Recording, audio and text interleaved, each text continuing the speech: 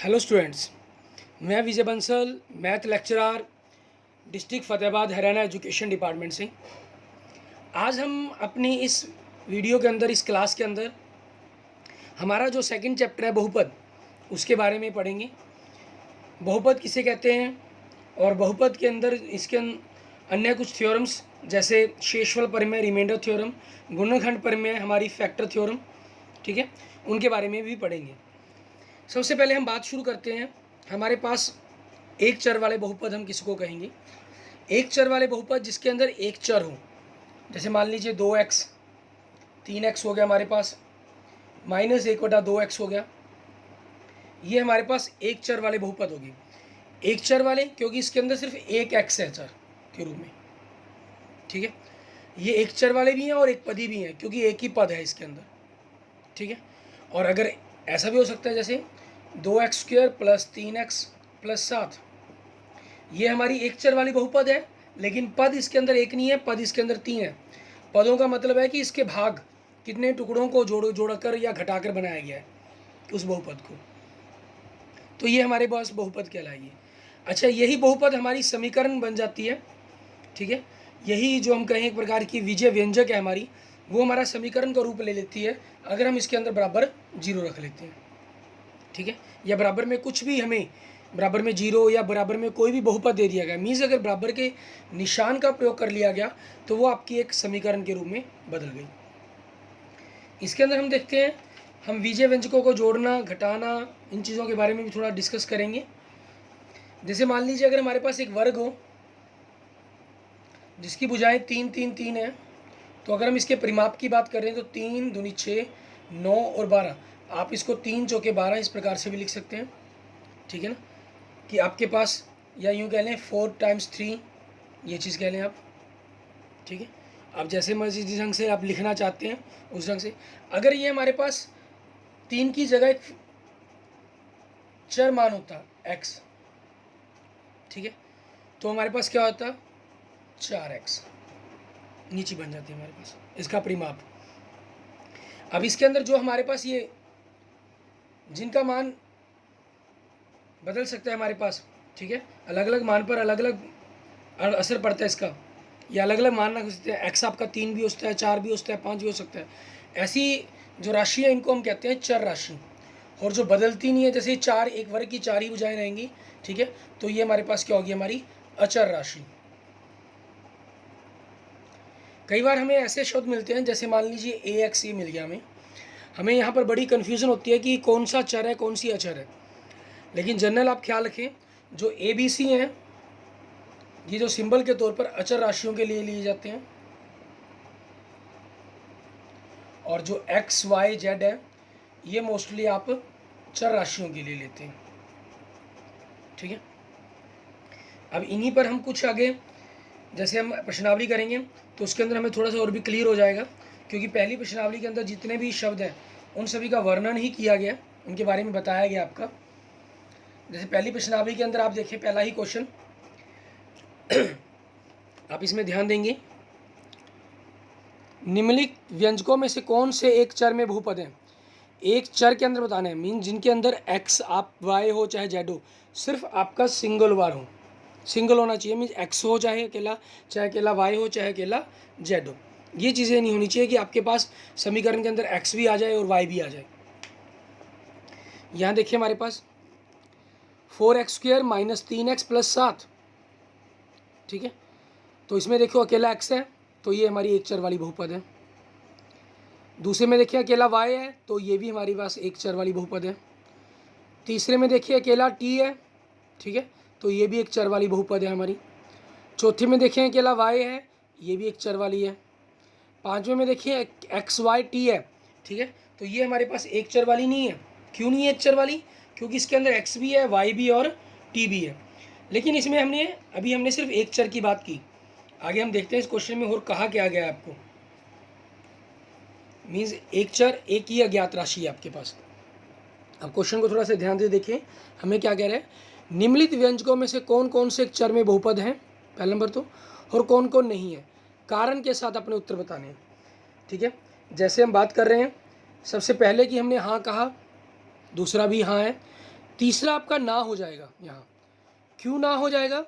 क्योंकि तीसरे में जो टी है आपका, जो चर है वो वर्गमूल के अंदर लिखा गया। क्योंकि कोई भी बहुपद का जो चर है ना कभी वर्गमूल में लिखा जाना चाहिए, ना घनमूल के निशान के अंदर, ठीक है, और ना ही वो बटा में होना चाहिए आपका। जैसे मान लीजिए एक्स की बात कर रहा हूँ मैं, ठीक है, ना एक्स बटा में होना चाहिए, ना जो एक्स की घात है वो माइनस में होनी चाहिए, और ना ही वो एक फ्रैक्शन नंबर भिन्न संख्या होनी चाहिए। इनमें से कुछ भी नहीं होना चाहिए, क्योंकि बहुपद वो है, एक चर वाली राशियां तो हैं ये, लेकिन एक बहुपद नहीं है ये, ठीक है, एक चर वाले बहुपद नहीं होंगे। इसलिए हमारा जो तीसरा है वो गलत हो जाएगा। पहला हाँ, क्योंकि अकेला एक्स है, बिल्कुल सही घात है इसकी। दूसरा वाई अकेला, ये भी सही है। तीसरा नहीं हो जाएगा हमारा। और चौथा देखें, बिल्कुल सही सोचा आपने, चौथे में भी क्या हो जाएगा? नहीं हो जाएगा हमारे पास। क्यों? क्योंकि इसमें वाई वटा में आ गया हमारे पास। मीन्स अगर ऊपर लेके जाएंगे तो वाई की घात -1 बन जाएगी। और पांचवा अगर हम देखें, ठीक है, ये हमारे पास हम पहले ही बात कर चुके हैं, ये नहीं है, क्योंकि इसके अंदर एक नहीं 3 अज्ञात राशियां हैं, एक्स, वाई और टी। आगे हम नेक्स्ट देखते हैं दूसरा क्वेश्चन हमारा। दूसरे क्वेश्चन में देखिए क्या कह रहा है आपको। कहना एक्स की घात 2 का गुणांक बताना है हमें। पहली रकम है 2 + एक्स की घात 2 + एक्स। एक्स की घात 2 का गुणांक मतलब एक्स की घात 2 के साथ अक्षर क्या लिखा गया है, ठीक है, प्लस और माइनस के निशान के बाद नहीं, सिर्फ उसके साथ गुना में क्या है, मतलब वो बताना है हमें। यहाँ पर देखिए हम कुछ भी गुना में नहीं है। आपको पता है कि जब कुछ भी गुना में ना दिया गया हो, ठीक है, तो आप क्या मानकर चलेंगे, उसका गुना क्या मान कर चलेंगे? बिल्कुल सही से कहा आपने, 1, ठीक है। तो यहाँ पर कुछ नहीं दिया गया, तो इसका गुना क्या होगा? एक्स की घात 2 का गुना क्या होगा यहाँ पर, ठीक है, 1। दूसरा भाग देखिए आपको क्या दिया गया दूसरे क्वेश्चन का, प्रश्नावली 2.1 के क्या रकम दी गई है? 2 - एक्स की घात 2 + एक्स की घात 3। फिर हमें एक्स की घात 2 का गुणांक देखना है। यहाँ भी देखा कुछ नहीं है, तो 1 तो आएगा ही आएगा, लेकिन ये माइनस का निशान है तो इसका गुना क्या हो जाएगा? -1 हो जाएगा। आगे नेक्स्ट देखते हैं हम तीसरा रकम। तीसरा पद क्या दिया गया? π/2 एक्स की घात 2 + एक्स, ये दिया गया। तो इसमें एक्स की घात 2 का गुना क्या बनेगा हमारा? मीन्स एक्स की घात 2 के साथ क्या है यहाँ पर? π/2। फिर आगे हम देखते हैं इसका चौथा भाग, उसमें क्या दे रहे हैं? वर्गमूल 2x - 1, ठीक है। इसमें एक्स की घात 2 का गुणांक क्या है, हमें वो देखना है। एक्स की घात 2 रकम ही नहीं है इसके अंदर, नहीं है तो 0 हो जाएगा हमारा, ठीक है। होता तो ठीक था, वो नहीं है तो यहाँ पर 0 हो जाएगा, ठीक। आगे देखें किताब में, देखो तीसरा क्वेश्चन हमारा, उसमें क्या कह रहे हैं? कहना 35 की घात के द्विपद और 100 की घात के एक पद लिखिए। एक पद का मतलब होता है सिंगल पद आपका, द्विपद मतलब 2 पद होने चाहिए। जैसे ये देखिए एग्जाम्पल, ये 2 पदों के एग्जाम्पल है आपके। इसमें 3 पद हो गए, 1 2 3, मतलब बीच में 2 निशान आ गए, बीच में एक निशान है। जैसे हम बात करें फिंगर्स की बात करते हैं, फिंगर्स के बीच में क्या है? आपके पास एक निशान है, तो 2 फिंगर्स के बीच में एक निशान हो गया। अगर हम 3 फिंगर्स की बात करते हैं तो उसके बीच में 2 निशान हो जाते हैं हमारे पास, ठीक है, 2 गैप होगी हम कहें एक प्रकार की। तो 2 यहाँ पर कह लेंगे 2 निशान, ये तीन पद ही हैं हमारे पास, ये दोनों के दोनों। हमें यहाँ पर क्या लेना है? 35 घात का एक पद। 35 घात का मतलब एक्स की घात हमें 35 लिखनी है, ठीक है। 2 पद बनाने हैं तो आप इसके साथ गुना में कुछ भी करते हैं। मान लीजिए कुछ भी गुना में लिखा आपने, मान लो a लिखा गुना में, या 10 लिखा आपने गुना में, चाहे 35 ही लिखे आप गुना में, उससे तो कोई फ़र्क पड़ेगा ही नहीं आपका, वो तो एक ही पद रहा ना, गुना में हुआ। बात है मीन में गैप छोड़ना, मीन्स एक प्लस या माइनस का निशान। यहाँ एक्स की घात 35 लिखकर इसके साथ क्या लिखना है वो आपकी चॉइस है, 10 लिखे, 5 लिखे, 7 लिखे, फिर प्लस या माइनस का निशान लेकर जो भी कुछ लिखना चाहते हैं आप, सिर्फ ख्याल रखना है हमें उसकी घात 35 या 35 से बड़ी होनी चाहिए, बस हमें इस बात का ख्याल रखना है। बाकी आप कुछ भी लिख सकते हैं, चाहे मान लीजिए 2 लिख दें अकेला, ठीक है, चाहे 3 लिख दें, जो आपका मन करे वो हम एग्जाम्पल में लिख सकते हैं। ये 2 पद हो गए। दूसरा इन्होंने क्या कहा? 100 की घात का एक पदी, मीन्स एक्स की घात 100 लिख दी हमने, ठीक है, ये हमारे पास हमारा एक पदी होगा। इसके साथ गुना में कुछ लिखना है तो लिख सकते हैं, नहीं लिखना चाहें तो भी कोई दिक्कत नहीं है, तब भी आपका ये एक पदी ही रहेगा, ठीक है। गुना में अगर आप कुछ लिखना चाहें, चाहे 100 छोड़े चाहे 500 लिख दें, उससे कोई दिक्कत नहीं है। 100 घात के लिए एक पदी रकम हुई है हमारी।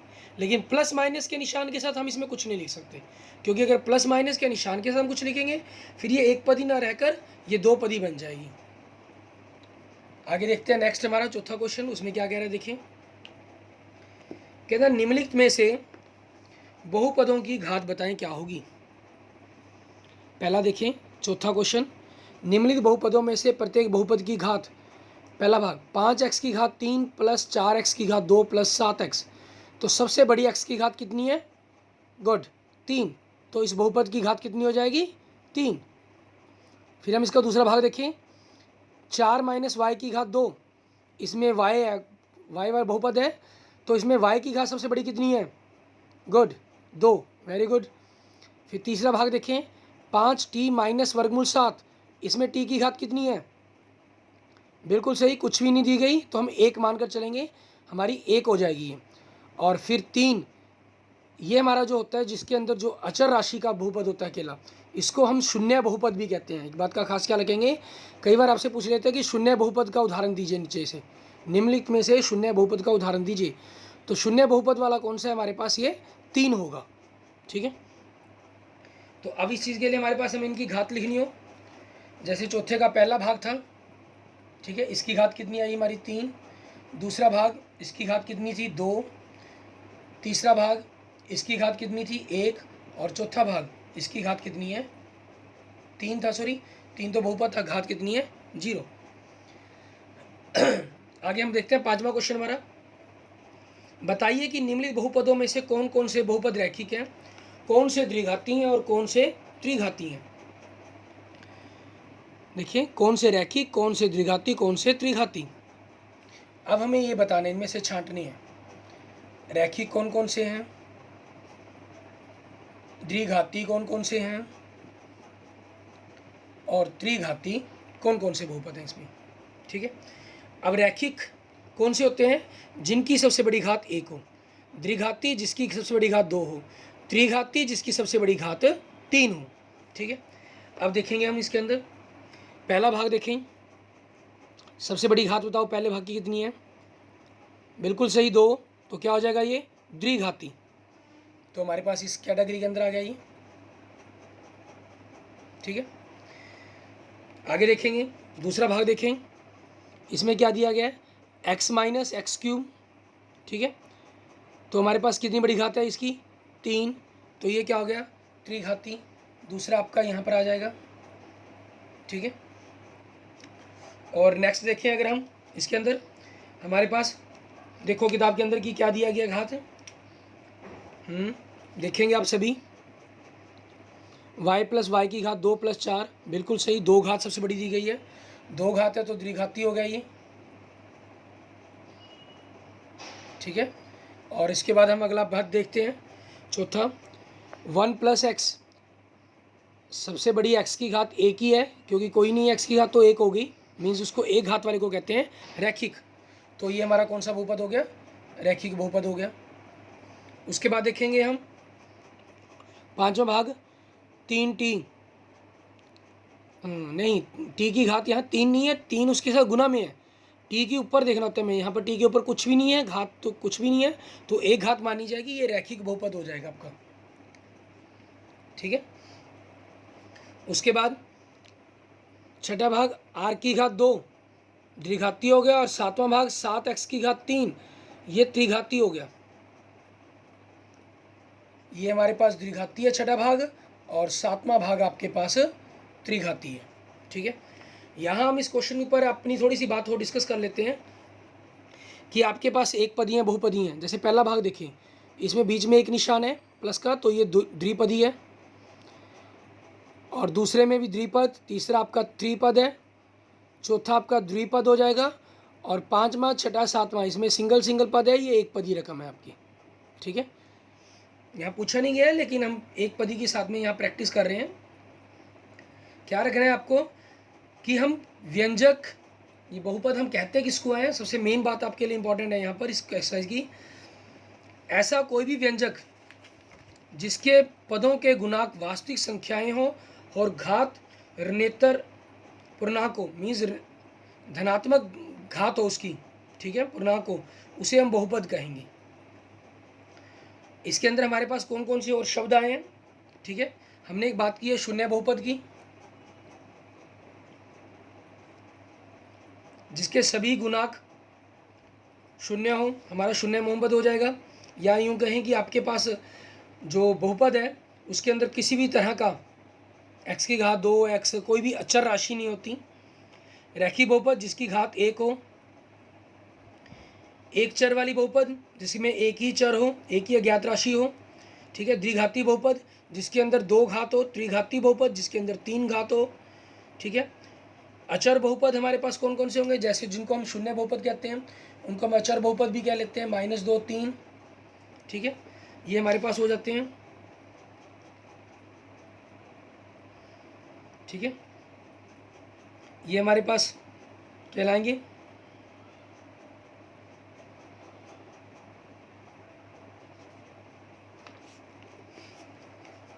शून्य मोहम्मद। इसमें थोड़ा सा शून्य मोहम्मद के बारे में ख्याल रखेंगे, थोड़ा सा डिफरेंट रहेगा आपका मैटर, थोड़ी सी हम यहाँ मिस्टेक कर गए। शून्य बहुपद के लिए हमारे पास क्या रहेगा, शून्य बहुपद की जो घात है उसको परिभाषित नहीं किया जाता, क्योंकि आपका जो शून्य है सिर्फ इसी को हम शून्य बहुपद की घात के अंदर रखते हैं, इनको नहीं रखेंगे हम, ये ख्याल रखना है हमें। इनको हम अचर बहुपद का अलग से नाम दिया जाता है, ठीक है ना। यहाँ में इस चीज़ का ख्याल रखना, शून्य बहुपद वो हो जाएंगे जिसके सभी गुणांक शून्य हो। कोई भी गुणांक आप सोच रहे हैं वो शून्य होता है, जैसे अकेला 0 मतलब। और यहाँ पर इसकी हम घात की बात करना चाहें तो इसकी कोई घात नहीं होती, परिभाषित नहीं किया जाता। आप इसको 0x की घात 10 मान लें, 0x की घात 50 मान लें, 0x की घात 100 मान लें, ये सब सही है, क्योंकि गुना करके रहना तो ये 0 है। इनकी घात आपकी 0 होती है, ठीक है, इनकी घात 0 है, ये अचर बहुपद है, इनको हम अचर बहुपद बोलते हैं,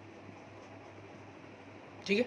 और शून्य बहुपद इनको कहते हैं, मीन्स शून्य को, ये हमारा शून्य बहुपद हो जाएगा, ठीक है। एक पदी के बारे में हमने बात कर ली, जिसमें एक पद हो, द्विपदी जिसमें 2 पद हो, त्रिपदी जिसमें 3 पद हो, ठीक है। उसके बाद हम आगे मैटर लेते हैं, हमारे पास आगे हमें क्या करना है, प्रश्नावली 2.1 के क्वेश्चन थे हमारे। आगे हम कुछ क्वेश्चंस प्रश्नावली 2.2 के ऊपर बात करते हैं। प्रश्नावली 2.2 में क्या कह रहा है आपका ये, इसमें बहुपद के शून्य पर बात की है इन्होंने, मीन्स कुछ मान दिए गए हैं, उन मान को भरने पर बात कर रहा है ये। जैसे आप यहाँ पर देखेंगे, पहला भाग देखें, निम्नलिखित पर बहुपद के मान ज्ञात कीजिए। सिंपल, जैसे आपने पीछे अभी तक किया है 8वीं क्लास तक, वैसे ही सिंपल यहाँ हमारा बहुपद है सिर्फ, और कुछ नहीं कहा गया। px मान लेते हैं, पहला क्वेश्चन है आपका प्रश्नावली एक्सरसाइज 2.2 का। बहुपद दिया गया 5x - 4x की घात 2 + 3। हमें इसका मान निकालना है पहले भाग में x बराबर 0 पर। x बराबर 0 पर जब हमें इसका मान निकालना है तो हम क्या करेंगे, x बराबर 0 पर मान निकालने के लिए इस बहुपद के अंदर x की जगह 0 पुट कर देंगे। 5x का मतलब है कि 5 गुना में x, तो x की जगह में 0 रखने, तो 5 गुना 0 -4 गुना x की घात 2 का मतलब x गुना x, या यूं कहें 0 गुना 0। आप 0 की घात 2 लिख लें या 0 गुना 0 लिख लें, वो आप पर डिपेंड करता है, जो भी आपको इजी लगे, आपके लिए कंसेप्ट इजी रहे, वो आप इस तरीके से लिख सकते हैं, +3। अब इसमें हमारे पास देखें, जब हम 0 से गुना करेंगे तो ये 0 हो जाएंगे और हमारा ओवरऑल आंसर क्या आ जाएगा, 3। सेकंड भाग देखिए, हम x बराबर इन्होंने कहा है -1, मीन्स बहुपद के अंदर आप x की जगह -1 रखेंगे। 5 गुना में -1, 4 गुना में -1 -1, घात 2 है तो उसने आपको 2 बार गुना कर लिया, या घात 2 लिख कर रख कर लें, ठीक है, वो जैसा भी आपको सही लगे, आपकी कैलकुलेशन पर डिपेंड करता है। 5 को -1 से -5, यहाँ minus minus plus plus minus minus, 4 + 3, ये 2 रकमें माइनस की हैं, ठीक है, तो इन दोनों का जोड़ होगा -9 और +3। अब एक माइनस की एक प्लस की, इनकी घटा हो जाएगी, 9 में से 3 गया 6, और बड़ी रकम माइनस है तो -6, आपका ये आंसर होगा, ठीक है। इसके बाद देखते हैं हम इसका नेक्स्ट थर्ड भाग, उसमें क्या दे रहा है ये। थर्ड भाग में क्या कह रहा है हमें, इसी बहुपद में x बराबर 2 रखने पर, अब हम इसमें x की जगह 2 रखेंगे, 5 गुना 2 माइनस 4 गुना घात 2 गुण 2 गुना 2 प्लस 3। आपको जितनी घात दी है उसको उतनी ही बार गुना लिखने का फ़ायदा आपको ये होता है, कई बार आप घात को सॉल्व करके आगे गुना करना भूल जाते हैं। जैसे मान लीजिए आप इसको लिखते हैं 4 2 की घात 2, तो आप अगर पहले ये गलती कर पाएंगे कि 4 को 2 से गुना करके 8 8 की घात 2 64, ये गलती हो जाती है आपसे। जब आपने उस घात को ही 2 बार लिख लिया तो उसमें आपके गलती के चांसेस नहीं रहते, ठीक है ना।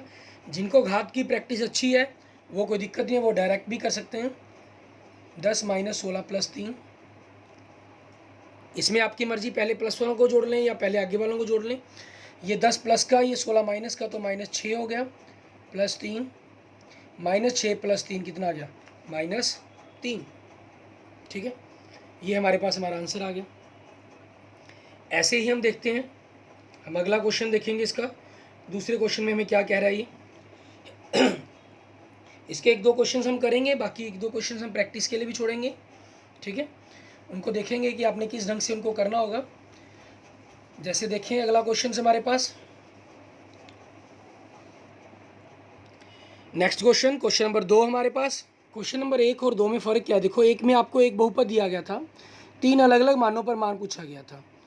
क्वेश्चन नंबर 2 में क्या है, आपको मान तो 3 ही निकालने हैं, लेकिन इसमें आपको बहुपद, हर भाग के अंदर बहुपद बदल गया आपका, ठीक है।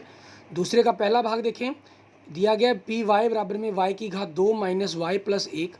आपको P0, P1 और P2 ज्ञात करना है, ठीक है। दूसरे क्वेश्चन का पहला भाग देखते हैं हम, ठीक है, कि हमें क्या कह रहा है ये। इस पहले भाग के अंदर हमें दिया गया बहुपद पी वाई बराबर वाई की घात 2 माइनस वाई प्लस 1, ठीक है। अब हमें मान किसके निकालने हैं, सबसे पहले P0 निकालना है, मीन्स वाई की जगह 0 पुट कर देंगे। 0 करने से 0 हो जाएगा, इसलिए हमने इसकी डायरेक्ट कैलकुलेशंस कर दी। दूसरा इसके अंदर क्या करना है, 1 पर मान निकालना है। देखिए मैं अब इसको गुना नहीं कर रहा, जैसा आप चाहते हैं वैसे ही कर रहा हूँ। यहाँ हमारे पास -1 और +1 है, ये तो कट जाएंगे हमारे, ठीक है। इनके कटने के बाद बचा क्या, 1 की स्क्वायर, 1 की स्क्वायर क्या हो जाएगा 1, आंसर आ गया हमारा। फिर नेक्स्ट हम 2 पर आंसर निकाल रहे हैं, मीन्स 2 की स्क्वायर -2 + 1, इसको हल करें। 2 की स्क्वायर -4 + 2 + 1, ठीक है। 2 का वर्ग हमारा 4 हो गया। तो 4 में से अब इनको कैलकुलेशन करना है, 4 में से 2 गए 2, 2 में 1 जोड़ा 3, ठीक। ये हमारे पास हमारा आंसर आ गया। इसका नेक्स्ट भाग देखते हैं। सेकंड भाग में क्या कह रहा है आपको, ये सेकंड बहुपद क्या दिया, पी वाई बराबर में ये दिया गया आपको 2 + t + 2t² - t³, ठीक है। ये बहुपद दिया गया, हमें कोई दिक्कत नहीं है। हमें मान निकालने हैं, सबसे पहले 0 पर निकालना है, क्योंकि सभी भागों के अंदर 0, 1 और 2 पर मान निकालने हैं। सॉरी, ये t का बहुपद है आपका, y का बहुपद नहीं है, ठीक है। तो इसमें क्या रहेगा, हम t की जगह 0 पुट कर देंगे। आप इसमें चाहे 2 गुना 0 ना लिखकर सीधा ही डायरेक्ट 0 लिख दें, क्योंकि 0 बहुपद के कारण किसी चीज़ से गुना करेंगे उसमें 0 ही हो जाना है हमारे पास, ठीक है ना। तो हमारा क्या हो गया, इसका आंसर 2 आ गया। फिर हम 1 रखते हैं, 2 + 1 + 2 गुना में 1 की स्क्वायर - 1 की क्यूब। अब इसको कैलकुलेट करते हैं, 2 + 1 + 1 का वर्ग करें, घन करें, 1 की घात कुछ भी हो, ठीक है। ये हमने पीछे भी पढ़ा है, 1 की घात कुछ भी हो तो वो क्या रहता है, 1 ही रहता है। 1 को 2 से गुना करेंगे 2 आएगा -1, ठीक है। अब यहाँ पर हमारे पास क्या चीज़ होगी, यही -1 और +1 आपस में कट गए, बचा क्या हमारे पास 2 + 2, हमारा 4 आंसर आ गया। नेक्स्ट हमें 2 पर मान निकालना है, ठीक है, 2 पर। तो अब इसके अंदर 2 + 2 + t की जगह 2 रख दिया, 2 गुना में 2 का वर्ग। अब आपके पास यहाँ कन्फ्यूज़न ना हो, चाहे आप इसको 2 बार गुना कर सकते हैं, कोई दिक्कत नहीं है, -2 का क्यूब। अब इसमें देखिए हमारे पास क्या चीज़ है, 2 का 2 आ गया, +2 प्लस यहाँ पर 2 का वर्ग है, मतलब 2 को 2 बार गुना करना, 2 दूनी 4 और साथ में आगे 2 है, तो 2 दूनी 4 दूनी 8। यहाँ 2 का घन मीन्स 2 को 3 बार गुना करना है, 2 का 2 दूनी 4, 4 दूनी 8। अब इस क्वेश्चन के अंदर देखिए आपके पास प्लस माइनस 8 है, ये कट जाएंगे आपके, बचा क्या 2 + 2 4, ये हमारा आंसर हो जाएगा। ठीक है, इसका नेक्स्ट देखिए तीसरा भाग आपका क्या दिया गया। तीसरे भाग में देखें, तीसरा भाग में क्या दे रहे हैं, पी एक्स बराबर में एक्स क्यूब। सिंपल, इसमें एक पदी बहुपद दिया गया आपको, तो कुछ नहीं हमें करना, वही मान निकालने हैं। पी जीरो मीन एक्स की जगह 0 रखा और 0 की घात कुछ भी हो 0 होगा। 1 रखा, 1 की घात 3 मीन्स 1 की घात भी 1 को होगा, 1 को 3 बार गुना करेंगे, 1 गुना 1 गुना 1। ठीक है, ये चीज़ मतलब आप यूँ समझ लें, तब भी 1 आएगा। 2 है तो 2 की घात 3 का मतलब क्या है, 2 को 3 बार गुना, 2 दूनी 4, 4 दूनी 8, ये आपके आंसर हो जाएंगे। ठीक है, आप देखेंगे करके, बड़े ही इजी से क्वेश्चंस हैं, बड़ा ही इजी कंसेप्ट बनता है आपका। नेक्स्ट देखें चौथा भाग इसका। चौथे भाग में आपके पास क्या चीज़ है, देखो आपको क्या दे रहा है, पी एक्स क्या दे रहा है, ये पी एक्स बराबर में एक्स माइनस 1 गुना में एक्स प्लस 1, ये दिया गया आपको। सबसे पहला काम तो बनता है कि आप इनकी गुना करके फिर मान रखें, या गुना करने की जरूरत ही नहीं, आप सीधा मान ही रख लें। जैसे सबसे पहले 0 पर रखना है, तो 0 माइनस 1 0 प्लस 1, 0 में से 1 घटाएंगे -1 आएगा, फिर यहाँ 1 आएगा, दोनों की गुना करके आपके पास क्या आ गया, -1 आ गया। आप नेक्स्ट निकालते हैं। ठीक है, 1 पर मान निकालते हैं। 1 पर मान निकालने के लिए आपके पास क्या होगा, हम 1 पर मान निकालें तो 1 माइनस 1 1 प्लस 1, एक्स की जगह रखा हमने, 1 माइनस 1 0 हो जाएगा, गुना में 2, और 2 को किसी चीज़ से, 0 को किसी से गुना करो तो क्या आंसर आएगा हमारे पास है, वो 0 ही आंसर आएगा। नेक्स्ट इसका लास्ट देखिए हम, P2, क्योंकि इनके अंदर सभी मानों में आपने जो दूसरा क्वेश्चन था, पहले 0 फिर 1 फिर 2 फिर 0 फिर 1 फिर 2, ये मान भरने हैं आपको। ठीक है, इसमें हमने रख दिया x की जगह 2 रखा, 2 माइनस 1 गुना में 2 प्लस 1, 2 में से गया 1 गुना में 3, हमारा क्या आंसर आ गया 3। ठीक है, ये हमारे आंसर आ गए हमारे। क्लियर। इसके अगर हम आगे भाग देखें, हमारे पास हमारा थर्ड क्वेश्चन देखें। ठीक है, वो भी इसी ढंग से हमें करना है, और चौथे क्वेश्चन में हमें बहुपदों के शून्य ज्ञात करने हैं। ठीक है, उन क्वेश्चंस को हम अपने देखते हैं कि किस प्रकार से हमें करना होगा। शून्य ज्ञात करना, हमें किस प्रकार से शून्य ज्ञात करना है, किस प्रकार से इनके मान रखने हैं। हम यहाँ पर जो मान ज्ञात करने की कोशिश करते हैं। तीसरा क्वेश्चन और देखते हैं हम एक। ठीक है, इसमें तीसरे क्वेश्चन में देखिए, कहना सत्यापित कीजिए कि दिखाए गए मान निम्नलिखित स्थितियों में संगत बहुपद के शून्यक हैं। इसमें अलग अलग 8 भाग दिए गए हैं। हम कुछ इंपॉर्टेंट भाग इसमें से करेंगे और कुछ भाग की आपके लिए प्रैक्टिस दी जाएगी। ठीक है, जो आप खुद करके देखेंगे। आपकी प्रैक्टिस के लिए मैं कुछ भाग आपको करवा रहा हूँ, कुछ आप अभ्यास करेंगे इन भाग का। तीसरे क्वेश्चंस को देखते हैं हम कि किस प्रकार से हमें करना है। इसका तीसरे का पहला भाग देखिए, आपको px दिया गया है 3x + 1। इसमें इन्होंने ये कहा है कि दिखाए गए मान निम्नलिखित स्थितियों में संगत बहुपद के शून्यक हैं। ठीक है, सत्यापित करना है, मीन्स हमें जांच करनी है कि वो शून्यक है या नहीं। अगर आपका 0 आ गया, शून्य आंसर आया तो शून्यक है, और अगर नहीं आया तो आप लिख देंगे शून्यक नहीं है। इसमें हमें x बराबर क्या दिया गया। ठीक है, x बराबर क्या दिया गया आपको किताब के अंदर देखें, x बराबर दिया गया -1/3, x बराबर -1/3। तो आप p के अंदर x की जगह -1/3 रखेंगे, 3 गुना -1/3 + 1। अब इस क्वेश्चन को देखिए, अगर हम 3 से 3 हमारे पास कट गया, बचा क्या -1 + 1 0। ठीक है, बराबर 0 आ गया। ठीक है, तो आप लिख देंगे x बराबर -1/3 px का शून्यक है, और अगर ना आता तो आप लिख देते नहीं है। इसी का दूसरा भाग देखिए, हम क्या दिया गया हमें। दूसरा भाग बहुपद px क्या दिया गया, 5x - पाई।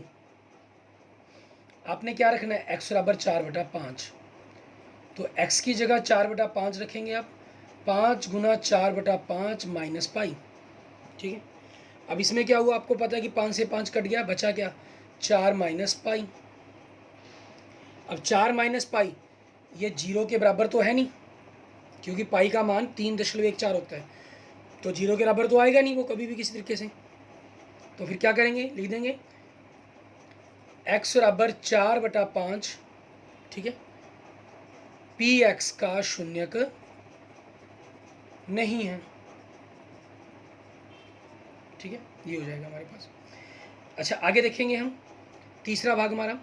पहले दो भाग में देखो आपको क्या है, एक एक रकम दी हुई है, x बराबर 1 मान दिया गया, तीसरे में चौथे में, ठीक है, हमें 2 मान दिए गए हैं, 5 में छठे में फिर 1 दिया गया, 7वें में 2 मान दिए गए हैं, 8वें में फिर 1 मान दिया गया, ठीक है। अब हम एक दो को एग्जाम्पल हमारे पास 2 मान वाले देखते हैं, ठीक। अब जैसे हमारे पास थर्ड भाग देखें आप इसका, इसमें पी एक्स क्या दिया गया आपको, x² माइनस 1, ठीक है। आपको x की जगह क्या रखने हैं, x की जगह 1 रखना है और -1 रखना है। तो आप क्या करें, पहले 1 रख लें, 1 का वर्ग माइनस 1, 1 माइनस 1 0 आ गया, फिर -1 रखें, मीन्स -1 का वर्ग -1, माइनस का वर्ग प्लस हो जाएगा, +1 -1, और 1 में से 1 घटा कर क्या आ गया, 0 आ गया। दोनों ही मानों पर आपका आंसर 0 आ रहा है, दोनों पर, ठीक है। इसलिए हमारे पास क्या लिख देंगे आप, x बराबर 1 और -1 पी एक्स के शून्यक है।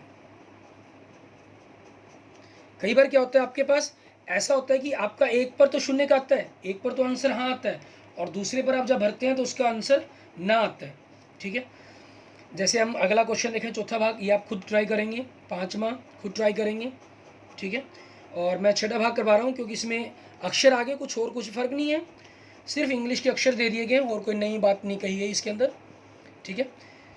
मीन चौथा भाग और 5वां भाग ये दोनों आपने खुद करने हैं, ठीक है, आप खुद करेंगे इनको सॉल्व। और छठे भाग में देखेंगे, अगर कोई प्रॉब्लम हुई ना आपके सॉल्व हुए तो आप कमेंट बॉक्स में मुझे कमेंट कर दीजिएगा, मैं आपको नेक्स्ट वीडियो के अंदर इसको समझा दूंगा। छठा भाग देखें, पी एक्स क्या दिया गया आपको, एल एक्स प्लस एम, ठीक है। हमें रखना क्या है, एक्स बराबर में -m/l, तो आपने x की जगह -m/l रखा, l गुना -m/l प्लस m, ठीक है, ये चीज़ हुई आपकी।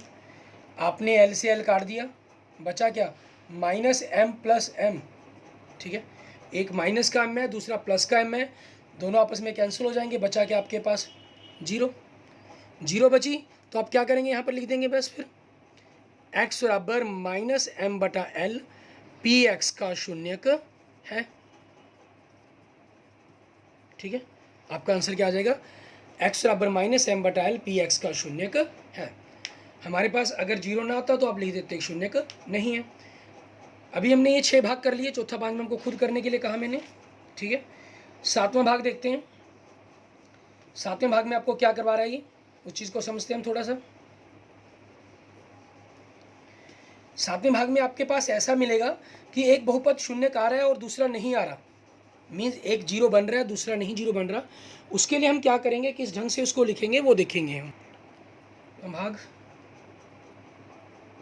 तीसरे क्वेश्चन का हमारा, ठीक है। इसमें पी एक्स हमें क्या दिया गया, 3x² माइनस 1, आपको एक्स बराबर दिए गए -1/3 और 2/3। आप क्या करेंगे, पहले x की जगह पहला मान रखेंगे, 3 गुना -1/3 का वर्ग -1। जब आप इसका वर्ग करेंगे 3 गुना में 1, माइनस का वर्ग प्लस हो जाएगा, 1 का 1 और वर्गमूल 3 का वर्गमूल 9 बनेगा। वर्गमूल 3 को वर्गमूल 3 से गुना करना, और 9 का वर्गमूल 3 होता है हमारे पास, ठीक है, -1। यहाँ 3 से 3 कैंसिल हो गया, ऊपर +1 -1, 1 में से गया क्या आ गया 0। अब हम दूसरा मान रख के देखते हैं, ठीक है, कि दूसरे मान पर क्या बन रहा है हमारा। हमने पी एक्स की जगह 2/3 रखेंगे, 3 गुना 2/3 का वर्ग -1। अब इस मान को देखें, रखने पर क्या हुआ, 3 गुना, हम 2 का वर्ग करें मीन्स 2 को 2 से गुना 4 बटा में वर्गमूल 3 का वर्ग करें, वर्गमूल 3 को वर्गमूल 3 से गुना, वर्गमूल 9, और 9 का वर्गमूल कितना होता है 3, माइनस 1।